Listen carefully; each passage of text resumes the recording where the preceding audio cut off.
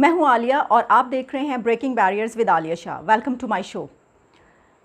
पाकिस्तान में इस मर्तबा लगता है कि लॉन के कपड़ों का सीज़न नहीं है, गर्मियों के कपड़ों का सीज़न नहीं, बल्कि मौलवियों की वीडियोस का सीज़न आ चुका है। एक के बाद एक वीडियो निकलती चली आ रही है। आज हमने अपने प्रोग्राम में प्राइम मिनिस्टर इमरान खान के इंटरव्यू के साथ हुआ क्या, उस पर बात करनी है। लेकिन अभी खबर कुछ देर पहले ये आई है कि एक और वीडियो वायरल हो चुकी है जो कि मुफ्ती अब्दुल कवी की है। मुफ्ती अब्दुल कवी आप जानते हैं कि पाकिस्तान के बहुत इन्फ्लुएंशियल मौलवी हैं।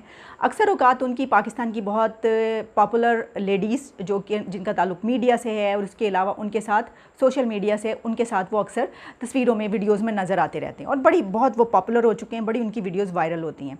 मुफ्ती अब्दुल कवी वही हैं जिनका ताल्लुक़ कंदील बलोच के कत्ल से भी जोड़ा जाता था और उनके ऊपर काफ़ी इल्ज़ामात लगे इस सिलसिले में और मुबैना तौर पर उनको काफ़ी जो है इस हवाले से जोड़ा गया और उनसे तफ्तीश भी की गई। लेकिन पाकिस्तान में कौन है जो मौलवी को हाथ भी लगा सके? वैसे तो बहुत कहा जाता है कि हम लोगों को सिर्फ मौलवी ही मिलते हैं तनकीद करने के लिए, लेकिन अमली तौर पर किसी की मजाल नहीं है कि उनको कुछ कह सके। अच्छा, मौलवी अब्दुल कवी वही हैं जो कि शायद रोयत हिलाल कमेटी में मेंबर भी रह चुके हैं। मुफ्ती अब्दुल कवी वही हैं जो मेरा ख्याल है कि हुकूमती जमात के कभी मेंबर भी हुआ करते थे और उन्होंने बड़े अहम कोई निकाह भी पढ़वाए थे और इसके अलावा उन्होंने किसी डेजिग्नेशन पर भी थे।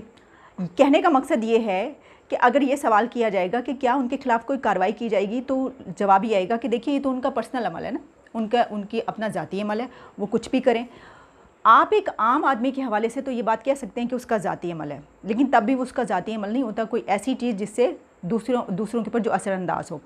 लेकिन मुफ्ती अब्दुल कवी के बारे में ये बात इसलिए नहीं कही जा सकती कि उनके खिलाफ़ कार्रवाई क्यों जाए, क्योंकि वो पब्लिक ऑफिस होल्डर रहे हैं, बहुत से ओहदों पर रहे हैं। मुख्तलिफ़ कमेटियाँ जब बनती हैं तो उनको उसमें शामिल किया जाता है। उनका बयानिया, उनका नैरेटिव, उनकी सजेशंस, उनके मशवरे आगे चलते हैं और उस पर लोगों पे असरअंदाज होते हैं। ठीक है। और फिर मैं ये सोच रही हूँ कि अब सोचिए कि उनका किरदार अब जो सामने आया है, उन्होंने आज तक मदरसे में बच्चों को क्या पढ़ाया होगा। आप इससे अंदाज़ा कर लीजिए कि एक पाकिस्तान का लिबरल तबका जो बहुत ही छोटा है, बहुत ही कम लोग हैं, वो जब ऐसे लोगों के ख़िलाफ़ आवाज़ उठाते हैं और उस वक्त पूरा पाकिस्तान उनके पीछे पड़ जाता है कि आप जानबूझ के ऐसा करें। आप सोचिए कि अब उनका किरदार जब सामने आया है कि अंदर से इनका क्या किरदार है और ये क्या कुछ करते हैं। बहरहाल इस पे जो है अभी मैं इतनी बात करूँगी, आगे देखेंगे जब केस आगे बढ़ेगा कि क्या होता है। प्राइम मिनिस्टर इमरान खान के इंटरव्यू के साथ हुआ क्या, ये जो मिस हैंडलिंग है ये कैसे हुई? बहुत से लोग जो हैं वो इसके ऊपर सवाल कर रहे हैं। मेरे पास कुछ सवालात हैं। जो उन्होंने बातें कहीं पाकिस्तान की ख़वातीन के कपड़ों के हवाले से कि वो कैसे कपड़े पहनती हैं जिसकी वजह से यहाँ के मर्दों के जज्बात जो हैं वो भड़कते हैं, उसकी वजह से पाकिस्तान में जराइम का इजाफ़ा होता है। या फिर उन्होंने तनकीद का निशाना बनाया हॉलीवुड और बॉलीवुड की फ़िल्मों को। बहुत ही आसान है ना, अपने तमाम जो भी ऐसे गुनाह निकलते हैं उनका मलबा दूसरे मुल्कों पर डाल देना और उनकी मूवीज़ को कह देना, बहुत आसान है। लेकिन अपने मैं ये सवाल बाद में सामने रखूँगी। मेरे पास जो क्वेश्चन है और उनके जो वो नैरेटिव है, जो उनका टेक्स्ट है, जो उन्होंने बातें की, उसके ऊपर बात करने से पहले मैं ये बात करना चाहूँगी कि उनकी इस इंटरव्यू के ये क्लिप्स बाहर किसने निकाले। बहुत से लोग ये समझते रहे कि शायद उनके इंटरव्यू के क्लिप्स जोनाथन जो एंकर पर्सन है और उनके टेलीविज़न चैनल HBO ने या इस तरीके से उनके क्लिप्स उन्होंने बाहर निकाले। जिस तरह कि आप जानते हैं कि टेलीविज़न चैनल्स की एक ये रूटीन होती है कि जब कोई ऐसा बड़ा इंटरव्यू होता है किसी प्रेसिडेंट, किसी प्राइम मिनिस्टर का, तो क्या किया जाता है कि उसके इंटरव्यू के कुछ जो हैं हिस्से निकाल लिए जाते हैं और उसको फिर वायरल किया जाता है ताकि लोग उस पर देखें, उस पर तनकीद करें या उसकी तारीफ़ करें, उसके बाद इंतज़ार करें कि जिस टाइम वो लगेगा हम वो देखेंगे। तो इस तरीके से उस प्रोग्राम की हाइप क्रिएट होती है, उसको रेटिंग ज़्यादा मिलती है। और तनकीद का तूफ़ान बरपा हो गया कि ये वज़ीर आज़म ने क्या कहा है, ये कैसी बातें की हैं। एक लग रहा था कि जैसे बिल्कुल एक्सट्रीम राइट विंग का जो है से ताल्लुक़ रखने वाले कोई इंसान ऐसी बात कर रहे हो, तो सब बहुत हैरान थे कि ये वाली बातें हुई हैं और ज़ाहिर है कि तनकीद बेतहाशा उनके ऊपर हुई। तो फिर यानी सोशल मीडिया पे एक ऐसी कैंपेन चल गई जिसमें ये कहा जाने लगा कि दरअसल ये वाले जो क्लिप्स हैं ये तो एंकर पर्सन ने जिन्होंने इंटरव्यू किया और उनके चैनल ने जानबूझ के बाहर निकाले ताकि वो वज़ीर आज़म को डिफेम कर सकें, उनको बुरा कर सकें अपनी सोसाइटी में। और वो वाले हसास मौज़ूआत, बहुत ही जो सेंसिटिव क्लिप्स थे, वो बाहर निकाले गए जानबूझ के ताकि उसमें जो उन्होंने कहा है वो आउट ऑफ कॉन्टेक्स्ट पेश किया जाए और उनके ऊपर एक तनकीद का तूफ़ान शुरू हो जाए। तो यही हुआ। तो उन्होंने कहा ये यहूदियों की साजिश है। यहाँ तक कि जो जोनाथन है उनके ट्विटर अकाउंट पे उनके नीचे जाके लोगों ने उनको बुरा भला कहना शुरू कर दिया, उनको गालियाँ देनी शुरू कर दी, उनको ये कहना शुरू कर दिया कि तुम लोग ये जानबूझ के करे हो, हमारे वज़ीर आज़म को जो है तुम लोगों ने बदनाम करने के लिए किया है और ये सब तुम लोगों की साजिश है यहूदियों की, क्योंकि वो तो हमेशा इस्लाम के, मुसलमानों के और पाकिस्तान के ख़िलाफ़ हैं। उसके बाद जब ये बात सामने आई, जब एंकर पर्सन ने एक ट्वीट किया जिसमें उनका कहना ये था कि ये वाले जो क्लिप्स वायरल किए गए हैं ये उन्होंने नहीं किए बल्कि ये प्राइम मिनिस्टर की अपनी टीम ने किया है। इसकी वजह ये थी कि एक इंटरव्यू वो रिकॉर्ड करके लेकर गए और दूसरा इंटरव्यू साथ ही प्राइम मिनिस्टर ऑफिस की जानिब से या यहाँ के मीडिया की जो हैं प्राइम मिनिस्टर का मीडिया, उनकी तरफ से रिकॉर्ड किया गया और फिर उनकी टीम ने शायद ये सोचकर बड़ी जहानत दिखाने की कोशिश की कि हम ऐसा करते हैं कि ये वाले क्लिप्स जो हैं वो निकालते हैं ताकि इसकी हाइप क्रिएट हो, बताया जाए कि हमारा वज़ीर आज़म कितने ज़बरदस्त हैं कि उन्होंने ये बातें की हैं और देखिए आप उनका इंटरव्यू देखिए जाके। वो कहते हैं ना कि नकल के साथ थोड़ी सी अक्ल की भी ज़रूरत होती है। जब कोई मीडिया चैनल ऐसा करता है तो उसको पूरी स्ट्रेटजी आती है, उसको मालूम होता है कि किस तरह ये करना है, लेकिन किस तरह किया गया कि बजाय इसके कि उल्टा, वो कहते हैं ना अपने पाँव पे कुल्हाड़ी मारना इसी को कहते हैं, इससे ज़्यादा अच्छी मिसाल नहीं मिल सकती। तो ये तो बात ये है। और उसके बाद जो उनके एंकर साहब पे तनकीद करने को दौड़े थे वो उल्टे कदमों वापस हुए फिर जब उनको ये पता चला है कि ये तो अपनी ही कारस्तानी है, क्योंकि उन्होंने कह दिया कि हमने तो ये किया ही नहीं, ये तो इनकी स्ट्रैटेजी है, ये कर रहे हैं ख़ुद से। ये बात थी एक तो जो मैं कहना चाहती थी, बताना चाहती थी। दूसरा, मेरे पास भी कुछ सवाल आते हैं जब वज़ीर आज़म ये कहते हैं ये तमाम बातें, और ख़ास तौर पर ये बात कि पाकिस्तान की ख़वातीन अगर ऐसे कपड़े पहनेंगी जो कि आप कह लीजिए रिवीलिंग होंगे और जिसकी वजह से कुछ ऐसे लोग जब देखेंगे तो फिर वो जराइम की तरफ जो हैं वो तरगीब मिलेगी उनको। मेरा पहला सवाल तो ये है कि पाकिस्तान में कौन से शहर में और कौन सी जगह पर पाकिस्तान की ख़वातीन ऐसे कपड़े पहन के फिरती हैं, ये बता दें।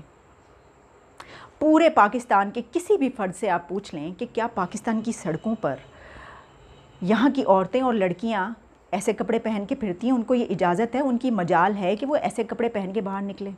उन्होंने अगर कभी किसी पार्टी में भी जाना होता है, कोई ऐसे कपड़े पहन कर फ़र्ज़ कीजिए, तो वो क्या करती हैं कि पूरा ऊपर से दुपट्टा ओढ़ के गाड़ी में बैठ के इस तरीके से जाती हैं। हमारी सोसाइटी का सबको पता है।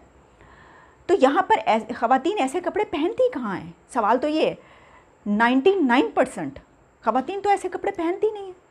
1% फ़र्ज़ कीजिए अगर कोई इस तरह के पहन रही हैं तो वो तो आपको सड़कों बाज़ारों इस तरह तो नज़र ही नहीं आते, आपको पता ही नहीं होता।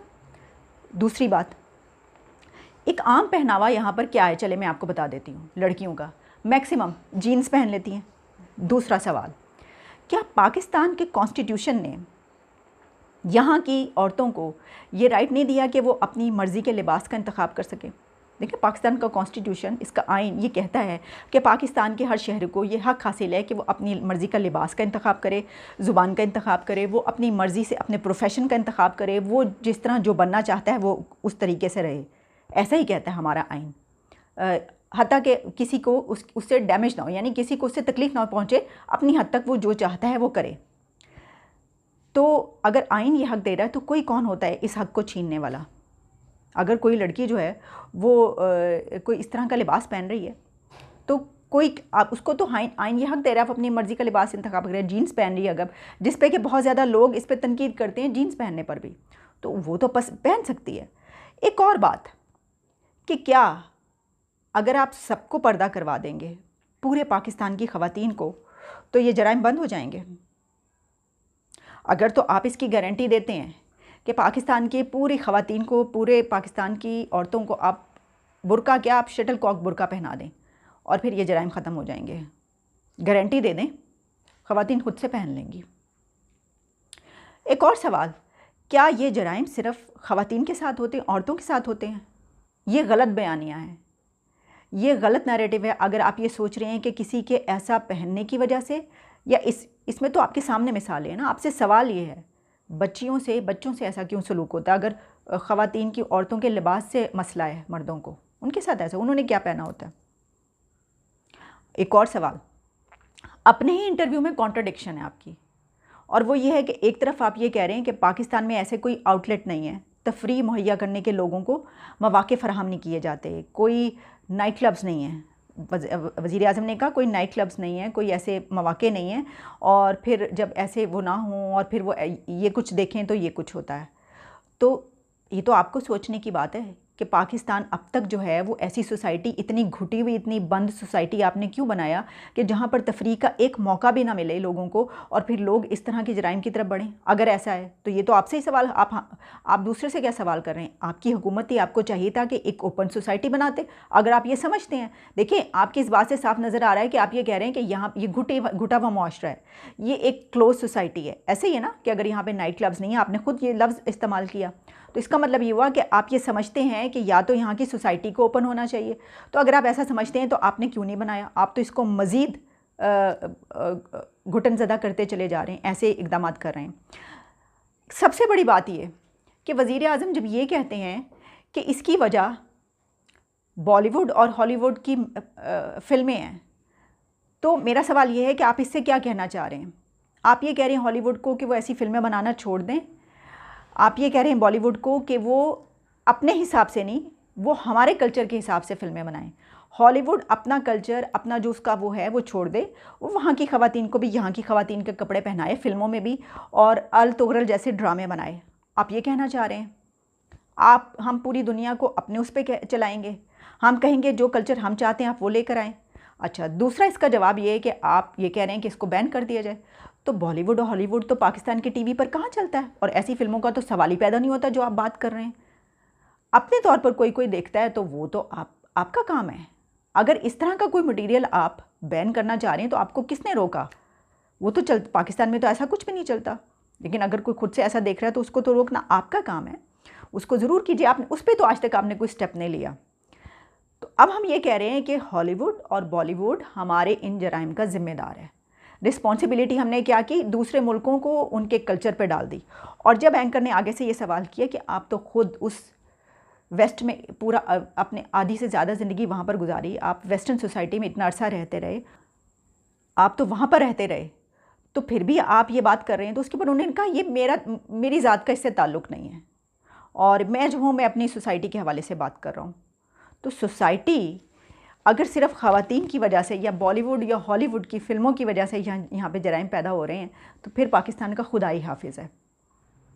आपने अपनी सोसाइटी को मौलवी के हाथ में दे दिया, मदरसे के हाथ में दे दिया, और आज जो इस मुल्क का हाल बन रहा है वो आप देख रहे हैं। तो विक्टिम ब्लेमिंग अगर कोई भी करेगा तो उसके ऊपर इसी तरीके से बात की जाएगी, उसको अच्छा लगे या बुरा लगे।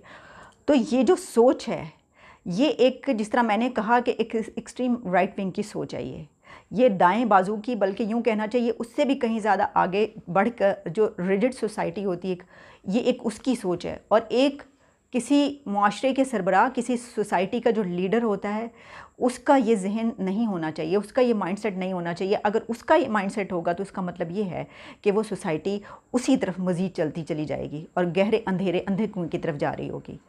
ये इसके मुतालिक सोचने की बहुत ज़्यादा बात है। इस दौर में जब दुनिया मरीख और चाँद पर पहुंच रही है, आप अभी तक इस बात में फंसे हुए हैं कि पाकिस्तान की औरत के जो कपड़े वो पहनती है उसकी वजह से यहाँ पर जराइम होते हैं। इससे ज़्यादा शर्मनाक बात और कोई नहीं है। इससे ज़्यादा मैं और कुछ नहीं कहना चाहती इस पर। आपसे दोबारा मुलाकात होगी। इजाज़त दीजिए। Bye bye.